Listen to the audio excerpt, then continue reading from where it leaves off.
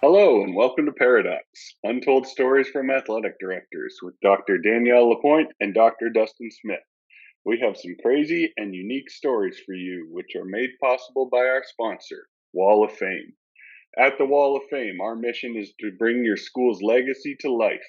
We transform school tributes to make it easier than ever to celebrate your whole community, showcasing your school's diverse history, proudest moments, and top role models.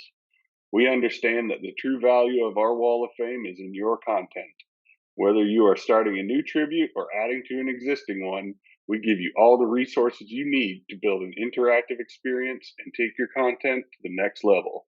Speaking of next level, let's check in to see what Danielle and Dustin have for us today.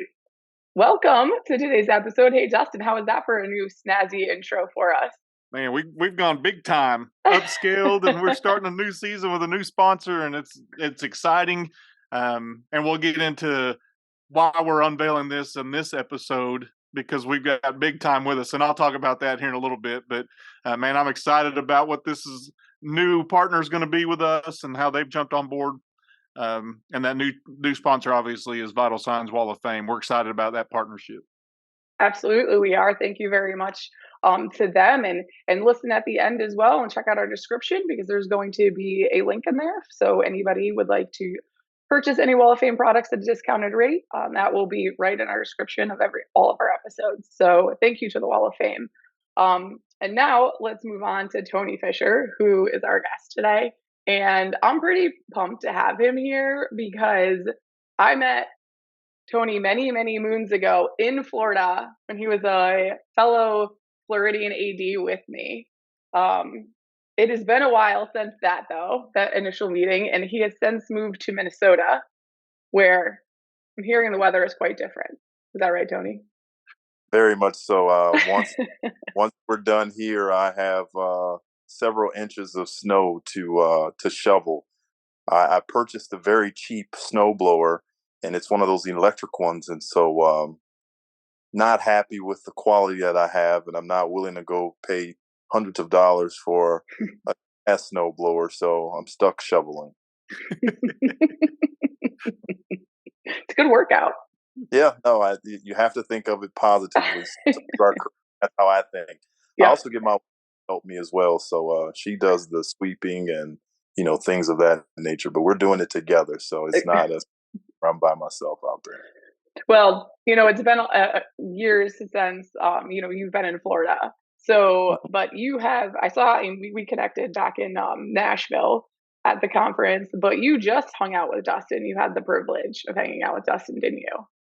Yeah, so we actually sat right next to each other at our NIAAA board meeting, and that corner was, I would say, a very lively corner between myself, Dustin, and Josh. Josh is out of Georgia. We had a pretty interesting time. I will share that one particular athletic director out of Nebraska found a ton of Hershey Kisses in his chair, and then when I say a ton, it was probably like 30 dumped in his chair when he left to go get lunch. And so he's still trying to figure out who that person was that dumped dumped in his seat. He was calling code red. That's appropriate. We love you, Trump. We did have a blast. It was my first board meeting in person in Indianapolis, and I got the fortune to sit next to Tony during this, and Tony got to hear my side comments a lot, and Tony's response was always, say it. Just say it. Yeah. Don't just tell me, just say it.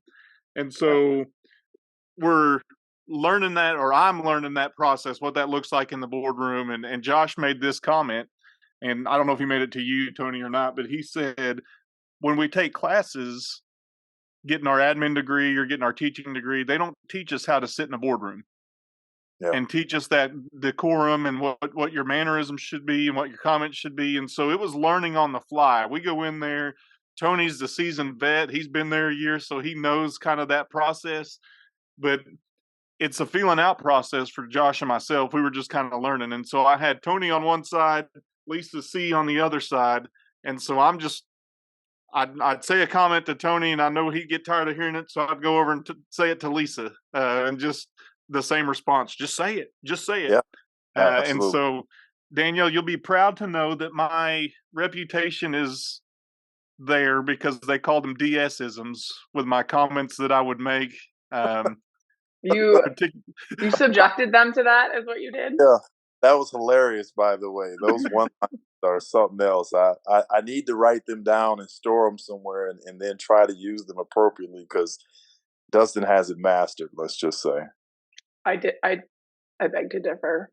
no, It means a lot. that's on the record. That's recorded. We're going to put that out there. But here's what I love about Tony. Tony has when you serve on the board, you're serving, and he was an at-large candidate as well, and so he's on the board. And so he and I shared that role, and so I got to ask him some questions in Nashville. But now that we're on the board together, I see his heart. I see the way that he wants to serve and the way that he's trying to make our organization better, and then in turn making his schools and his student athletes and his coaches better just from different viewpoints. And so what I appreciated about Tony is he was patient with me in that process and patient with my comments. And but he's genuine, he's real. And I sat to him by him one day and they brought up the podcast a couple times sometimes it was just smart aleck comments of why Dustin's got that podcast because he makes these one-liners or whatever. But I looked over at Tony. I said, man, I want to get you on. I want to have you on and give you a perspective. We've never been to Minnesota, so this is a new experience for us. But Tony, man, he jumped in and said, I'm in. I'll do it. And what I found out about Tony is he's a fashion expert. He was giving shoe advice to all the guys around the table, even said athletic director from Nebraska. And I'm not sure they make shoes big enough for him. But Tony, he made this statement. He said, they go they go well with your blazer. Yep. Which on the AAA board, the not AAA board, you've got a blazer. But number two, he said, and he took his shoes off. And he always prefaces it by saying, I hate doing this. But he took his shoe off and he did this multiple times. And he said, and he folded the shoe up and he said, man, you can still hoop in these. And that's how impressive those shoes were. So he sold people on the ability that you can hoop in those shoes. And what I've since found out is not only is Tony a part-time Eskimo, a part-time snow remover, but he's also a billiard expert. And I'm not sure that we've ever had anybody on the show that has been in a billiard league. And if they have, they haven't told us that. So Tony, I want you to explain a little bit about your regimen for pool and your love for pool. So I wake up every morning about 4:30 a.m. Central Standard Time, and I have a pool table in my basement, and I literally shoot. I try to make every single ball, so all 15 balls, without missing and calling that pocket. So I could shoot at it, I might miss, and it may go in a different pocket. Then I have to basically start all over. But I finish the game out, and I keep playing for about an hour, hour and a half until either A, I make every shot, and or B, it's time for me to start getting ready for work. And I think, the reason that I share that is because I'm not afraid to put out there that I actually practice, right? I mean, when you look at the Michael Jordans of the world and the Kobe Bryants of the world, they practiced sometimes before games, sometimes right after games. And so that's kind of the mentality. And I share that because my ranking is a 74, excuse me. And on Tuesday night, I actually played a 94. So he's ranked 20 points ahead of me. So he's that much better than me. And out of 7 games, it was either 7 or 6, I only lost 1 game. And well done. The reason that that's significant is because he walked up to our table and he goes, which one of you guys are feeling froggy, right? And now, fast forward, the first time I played this guy, he was 20 points better than me. I want to say he was an 87 at the time, and I was a 67. And he beat me all 7 games, like just manhandled me, right? So I kept that in the back of my mind when I played. I'm an ultra competitive person. I may not share it or show it, but internally, I'm trying to, beat you bad, right? And so when he made that comment, who's feeling froggy? I'm sitting in this tall bar stool chair, so to speak, and I literally jumped out of my seat, like, and probably got at least 3 feet underneath me out of that chair. And I go, I'm feeling froggy today. And we ended up playing, and it was just interesting how he had to leave the pool hall, you know, looking like a sad puppy after he pretty much got crushed. And I felt pretty good about that. I think I would have said, I'm ready to step up to the lily pad. I'm feeling that's how froggy Yeah. I am. Well, No. my DS-isms, I had 2 comments and I did not do it just because it was kind of like, So, the last time I played him, he came up, he shook our hand when everybody was done playing, and he goes, "Thanks for taking it easy on me." That's what he said, right? So I wanted to fire that back at him to say, "Hey, thanks for taking it easy on me today." I didn't, but then my other comment was going to be, um, hopefully when I leave here and I cross the street, I don't get hit by cars. The Frogger Frogger. reference. Yeah, Yeah, I got you. but I left it alone, and I just kind of humbly, like, have some of that, and hold that for a while. That was kind of my. I thought that was the better approach. But I'm impressed because I've learned something so far. I mean, it's not like golf. Your ranking isn't like golf. You want the lower score, the better in golf. But in bowling, in billiards, in Yeah, pool, you don't want the lower score, at least a ranking, because that doesn't mean that you're the better right. billiards player. And there's a handicap, so because it's basically a race to your ranking, so I have to get to 74 before he got to 94, and the match was something like 79 to 49. So I almost held him half of his ranking, which is unheard of because he is a really good pool player. I cannot deny that, and I must go on record and say that Greg Smith, executive director of Wisconsin Athletic Directors Association, called a beat down. Bill Risen, executive director of the NIAAA, called a beat down. So I've got some pretty heavy hitters on my resume here in the game in billiards here. Greg Smith is on our list. He's going to be on the podcast here shortly, so Oh. we're gonna have to ask him about that so he can defend his honor there. Make note of that. And so I have a glove, right? And the next day, I don't know if I brought the glove to Dr. Blackburn's house when we were playing, because I knew we were going to play pool. So I don't know if I brought it, but I know the next board meeting I was sitting next to Greg. So it's interesting how I get placed next to the characters, right? Because Greg Smith is definitely a character. And I took my pool glove and I just threw it right in his section, like on his laptop. And he picked it up, balled it up, and threw it at me. And he was like, "Get that out of here." So the running joke was that I was going to purchase gifts for the board, and it was going to be pool gloves for everyone. But I ended up staying away from that because we had a limit in terms of how much we could spend. So generally, I ask the question about what's the resume not tell us about who Tony Fisher is. We're learning a lot right here. I don't even have to ask that question. No, he already answered that. But I do have a question with this pool glove. Yes. Is it on one hand, and which hand do you wear it on? So it's on my left hand, and the reason that it's on the left hand is because the right hand is what you use to stroke, right? So, and the left hand is kind of the bridge. And so you want kind of a slippery surface, if you will, on your bridge. So some people just have, their skin is naturally moist, I guess, if you want to say. And so the cue slides through their fingertips or through the crack of their thumb and their index finger naturally. And others, if you sweat there, it gets kind of sticky, and then the cue doesn't slide as well. So I wear a glove that essentially these two fingers are essentially out. These two fingers are covered and the thumb is covered. So I use this part of my thumb to serve as the bridge. So is it like a batting glove kind of? Similar, yes. Very, Okay. very batting glove, yes. So we're not talking like a Michael Jackson bedazzled kind of glove. No, we're not talking about. If you want to go that route, you can certainly get it bedazzled. I mean, I'm not into that. Mine is more black, glove, and it covers those two fingers and does what it needs to do. Well, I asked that because our bowling team here likes to get stuff, and the more flamboyant the shirt, the better off they are. Yes, they feel. And so I'm new to the billiards area, so I'm trying to figure out what that really looks like. But well, my father-in-law, he coined it perfectly when he said billiards is kind of a puzzle that's a different puzzle every single time you engage in it. So, and I like to believe that because every single time once you break the balls, it's different every single time. Right.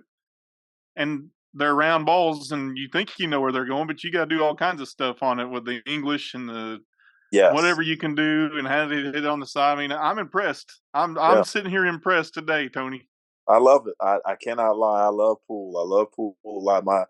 So again, I'll just share one quick story. We had what's called Brothers Weekend, where my aunts and my grandmother used to always travel across the country, and they called it Sisters Weekend, and they would all just kind of hang out, and maybe they go to Vegas or they go on a cruise or whatever. And the men in my family never got together. So then we decided just recently, it was I think it was Martin Luther King weekend. We decided to do a brothers trip, and we did it in Phoenix, Arizona. So my uncle came out, my older cousins came out. Now, mind you, the love for pool came because my grandmother had a pool table, and they used to just destroy me. I was the youngest, so they would just, they didn't care. And, I mean, even if you put your hand on a pool ball, you might get a pool ball rolled towards you to kind of crush your fingertips. Like, it was very brutal, right? And so I pretty much told him, I said, I've been playing pool, and when we go to Phoenix, I'm not going to have any mercy on anyone. And so I pretty much beat all my older cousins, and I beat my uncle who lives in Chicago. He's a really good pool player. And when it was all said and done, they pretty much said, who likes a person that wins all the time? And I was like, well, if you're the person that wins, I would say that you like it a lot, right? So the running joke was that, hey, this dude's been practicing all these years and saving up all of this negative energy when he was a kid to come back and, destroy us when we were in our 40s, 50s, and 60s. And that very was stored up anger from a kid never being able to beat those guys. So we can talk billiards for a while. I mean, surely you truly have stories of billiards, and we could talk that for a while. What I like to ask people, let's paint a picture of where you're at, Tony. Where in Minnesota are you? And aside from in the snow, where are you? But where are you located in Minnesota? So if you picture Minneapolis and St. Paul is on the west side, the east side, and Minneapolis is on the west side. I am in a suburb. I live in a suburb that is northwest of the cities. So if you've heard of a school called Maple Grove, which is what we consider a Power 5, there's 5 schools here that have phenomenal facilities and phenomenal athletic programs, and Maple Grove is one of those schools. I live probably 2 miles directly north of Maple Grove High School. Okay. And you've been there how long? So my wife and I, we literally just moved here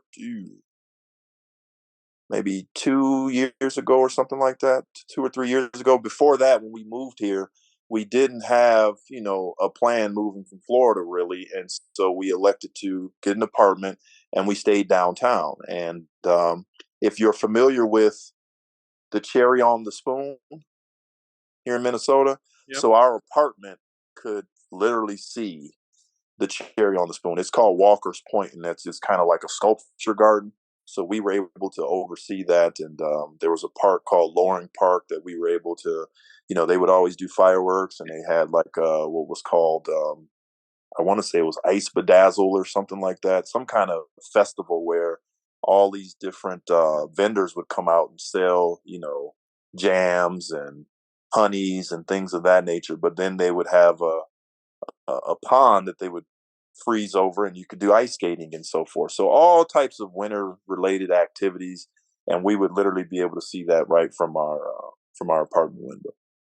So here's what I will say about Tony and the board meeting. I'm going to jump back on this because he was always well prepared for the walkover.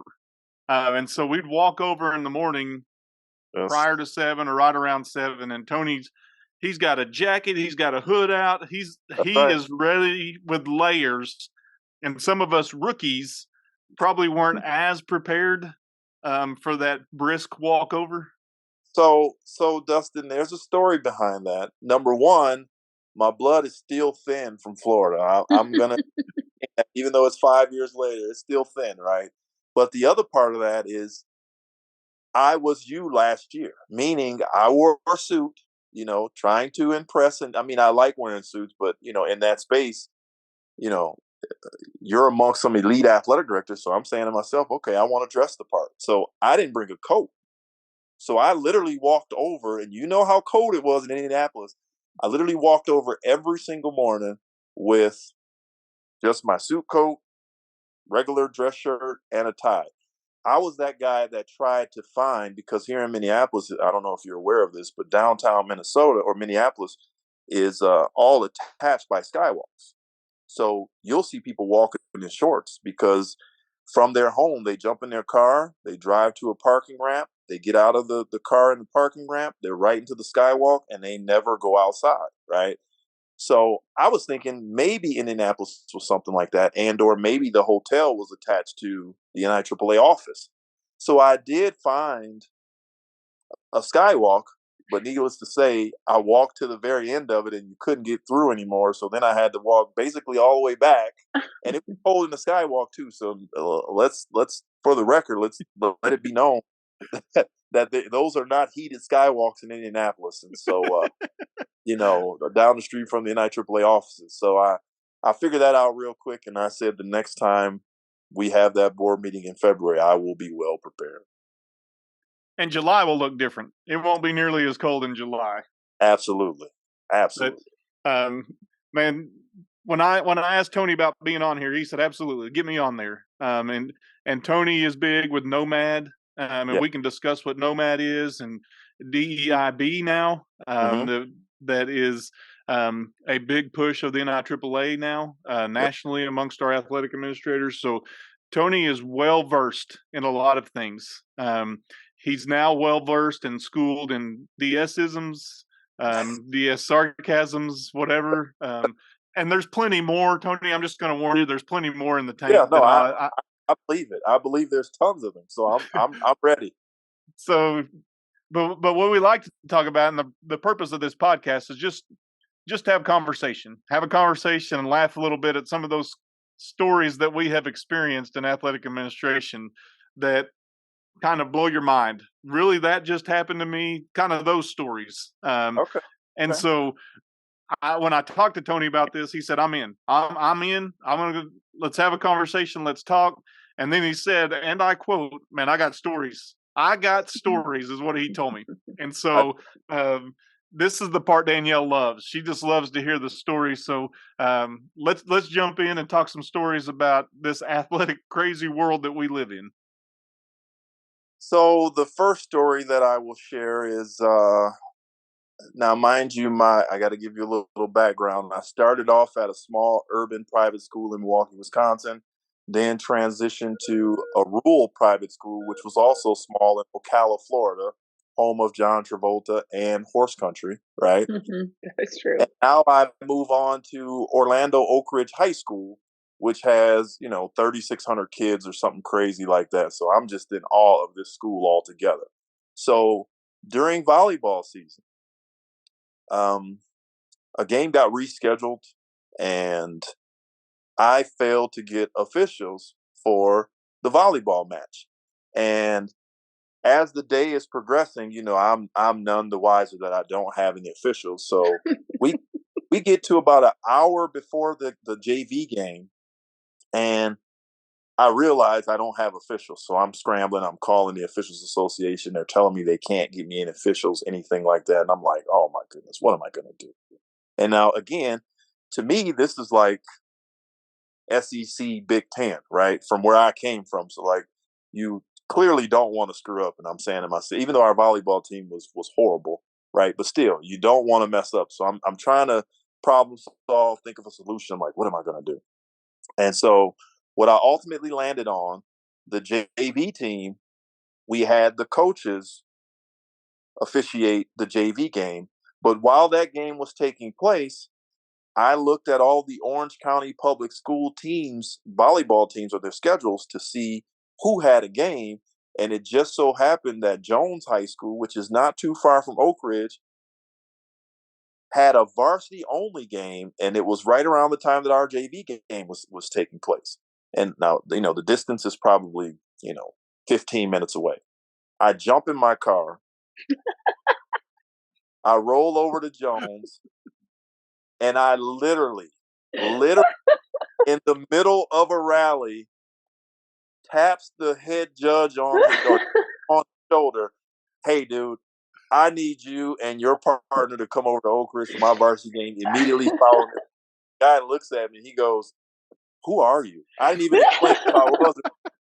And so I said, "Okay, I'm the athletic director over there, but I need you, man, because I don't have any officials." So to make a long story short, he came, but his partner didn't. We had one official, but I said I will never, ever again allow that to happen. And so as a result, I typically check my officials, for the entire week, the Friday prior to, and send out an email. But that's where that all resonated from, because I did not have officials for my volleyball team. And that was, I just felt like I was letting a ton of people down. So, but it's funny now that you think about it, because it was kind of like, I was very desperate to go tap someone on their shoulder in the middle. Like, the Jones folks had no idea who I was. I didn't see the athletic, assuming their assistant athletic director was on duty, of which I didn't know that person. They didn't know me.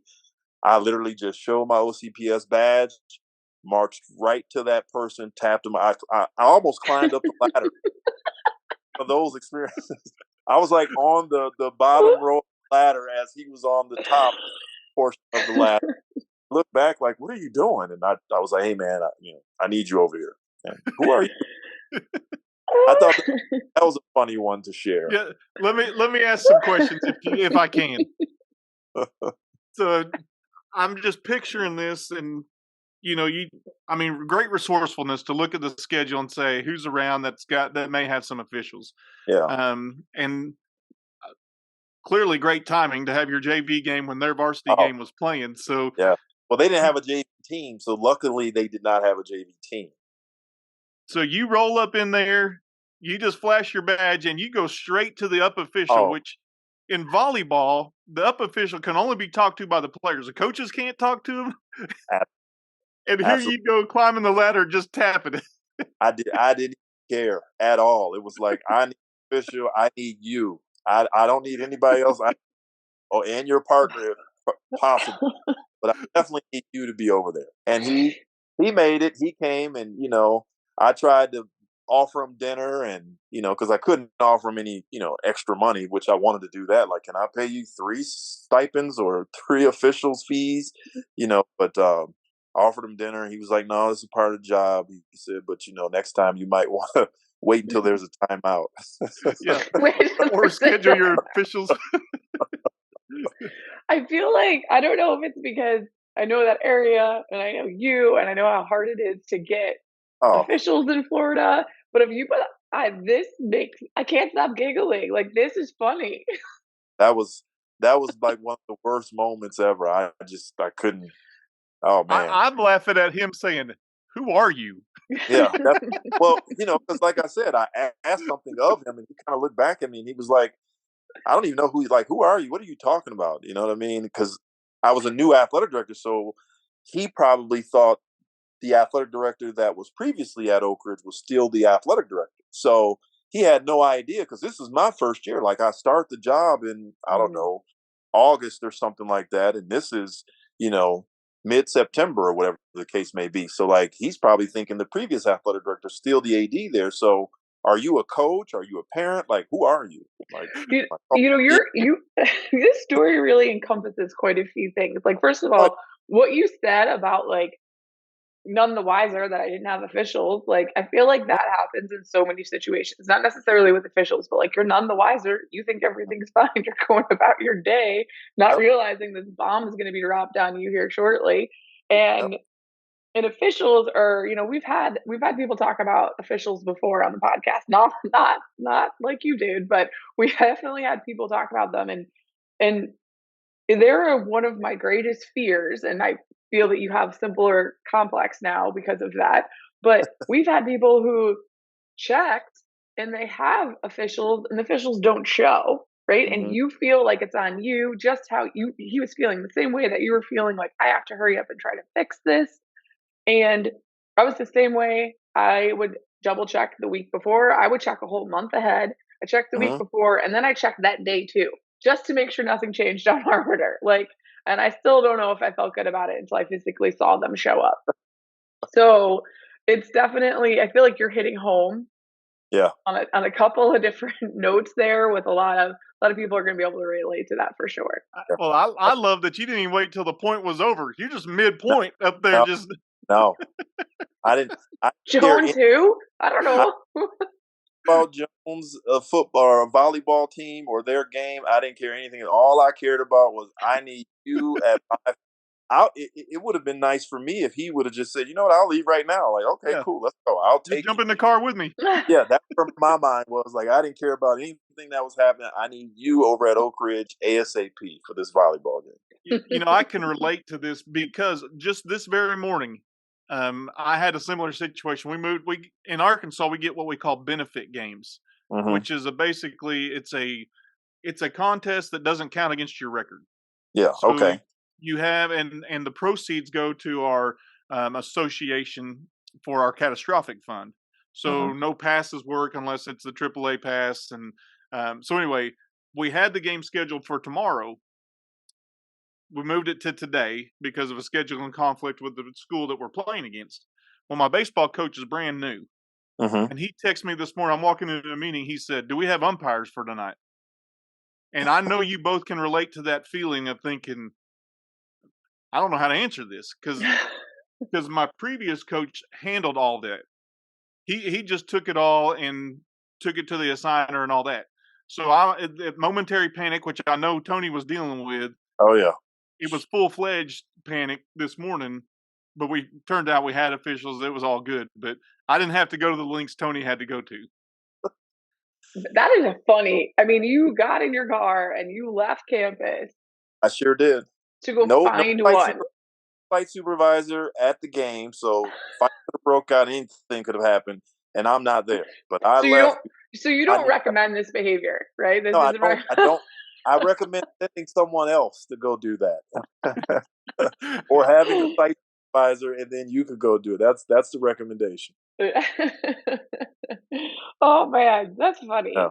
That is funny. So I'll give you another one if you guys are Yes. up for. Yes, Yep. yes. So this one is titled "Don't Show Up Your Principal During the Ceremonial First Pitch." Okay,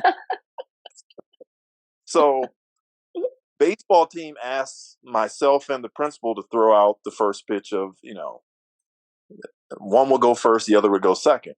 And so as my principal and I are warming up, I explained to him, I feel like I'm a pretty solid athlete, right? So I was like, you might want to go first, right? And then he goes, and as we're playing catch, because I can kind of see he's got like a little noodle arm, and he's a lefty, and I'm like, yeah, you might want to go first, dude, because like I still can, throw the ball a little bit. You know what I mean? And he was like, Tony, you always say you're this superstar athlete. I've never seen, anything out of you. And I said, okay, I'm not gonna say his name, but I was like, okay. And so we're warming up, and I give him a final opportunity. I'm like, I think you should go first, because at this point we haven't thrown a pitch. We've just been playing catch, but I can tell, right? And I know me, right? Kind of like, you, you might want to go first, sir. And he goes, no, no, you go first. That way, when you throw it in the dirt and it skips all over the place, I can just lob one up there, and I'll look great, and Oh you'll look like no. or whatever. And I go, okay. So when he said that, that triggered those competitive juices, right away. When he said, you'll look like the bum if you skip one up there. Okay. And we had kind of this relationship where we would go back and forth, but he never really seen anything in terms of me play basketball or me throw a football or anything like that. So this was his first time ever seeing me do anything athletic wise. So they call us out to throw the first pitch. He's standing behind me. I get the baseball. I wind up, and I literally, it's like smoke one. That was a strike. I mean, just glove pops. The kids are clapping. They're like, "Oh man, Mr. Fisher's got a cannon." You know what I mean? Like I could probably throw BP and strike half of those guys out, right? So then after I step off, he looks at me and he goes, "Yeah, I probably should have went first. And then he winds up, he throws, and it's just it's like a lob. It was the worst, and he got no applause. Like, everybody was still, they migrated towards me after he threw the ball. Like, even the catcher catches the ball, drops the ball, comes running towards me like, Mr. Fisher, we didn't know you had a cannon like that. And he's just kind of left on the mound like by himself with nobody to talk to and looking like that bump that I was gonna look like, right? And so afterwards he goes, I still don't believe you're this superstar athlete that you put out there, but that was impressive. I'm gonna say it was luck though. And I was like, dude, I told you should have went first. Like, I know me, and I just knew that you were not going to be successful in that situation. I just knew I should have threw a submarine. That's what I should have did. Then at that point, it would have made him look even worse. But I was afraid it would go over the catcher's head if I would have threw a submarine. But I can throw a submarine. So, and I think about people. You see bad first pitches. Like 50 Cent had a terrible first pitch. Yeah. I mean, he didn't even throw in direction of home plate. Yeah. Or 50. And so I thought you were going to go down this road a little bit, but not for you, but now for this principal who, do you still work with said principal? No, no longer. That was in Orlando at Edgewater High School. Yeah. So it was just hilarious because he he always doubted my ability. I would say things like, we had an open gym that I would go to on Saturday mornings, and like Jason Williams, White Chocolate. Yep. He would come to the open gyms. Sometimes Courtney Lee, who plays in the NBA. Just a bunch of really good basketball players would show up and play with us.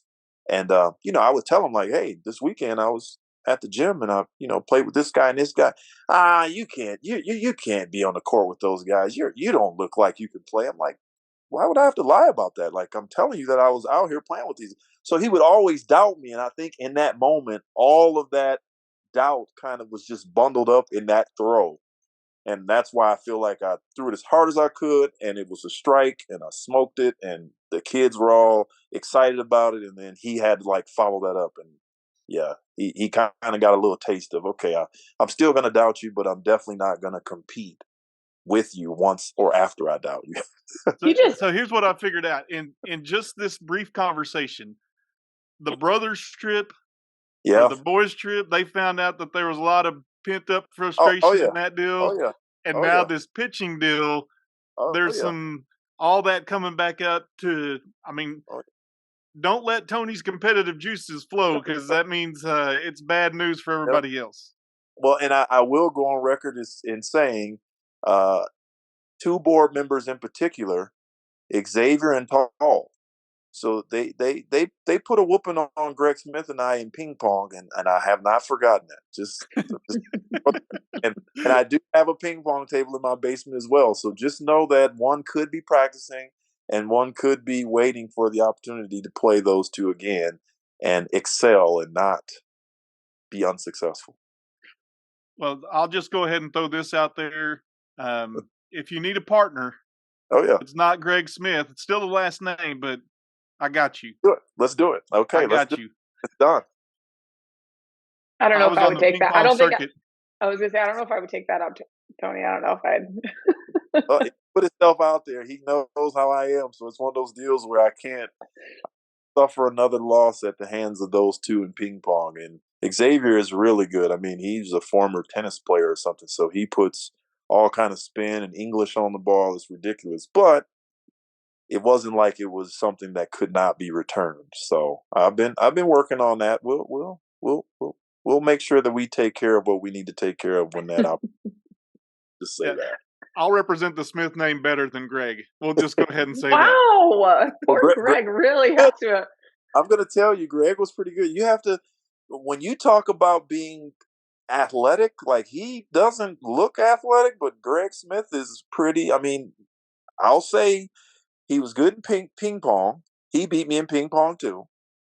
And in pool, he was one of the only ones that I want to say we played 2 out of 3 or something. And I won the first one, he won the second one, and I won the third one. So like, Greg Smith has his wits about him. Don't. He always talks about ageism. So don't let don't let him sneak up on you, man. You got to treat him as if he's like a top-notch athlete because he doesn't look like it, but he definitely has motor skills that you wouldn't anticipate. Let's just say that. Well, you can't let him sneak up on you. Mike Moose, he found out for sure that he can't.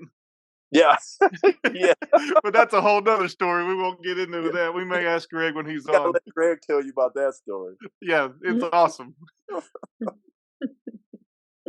But we've had, man, Tony, I've had a blast just sitting here having some conversation, just talking with you. I know we've delayed the inevitable for you, where you get to go out and shovel snow. And I mean, I tip my hat to you. You got your wife doing the sweeping, you're doing the shoveling. I mean, it's a tag team dance at your place where you're both doing stuff. But I thank you for jumping on. I thank you for your wisdom. I thank you for your mentorship, even though you're not my assigned mentor, how you sat there and are patient with me in the meetings. And I look forward to the next couple of years serving alongside of you. And I appreciate you just jumping on here and sharing some laughs with us today. Some of your own expense of just driving because you didn't have officials. That still is something that haunts me, and I know it's got to haunt you. Oh, it definitely does. So I appreciate you all having me on, and Danielle, it's good to see you again. And we can't go far few in between these interactions, and obviously Agreed. going to get to see you and talk to you over the next couple of years. And this is great that you all are doing this, and by all means, anything that I can do to continue to support your efforts, by all means, just reach out and let me know. And you know me, I'll put my best foot forward. That's for sure. Your best dress foot forward. I'm going to say that his dress shoes are on point. I'm just going to throw that out there right now. Did you buy them already? You have them? I've got them. I've got them. Good. Now, if they make me a good hooper, then I'm going to sell them to a lot of people. Now, if I get endorsed by them, then I might bring you in on the deal. I'm just gonna let. I'm a pretty good salesman, am I not? I mean, there were probably 4 or 5 people that bought those shoes that week. That day, they were in there looking at it. I mean, if they can find them for Throny, that's not like Noah's Ark size, then they've done something. But yeah, it was a great time. And Tony, man, I appreciate you, brother.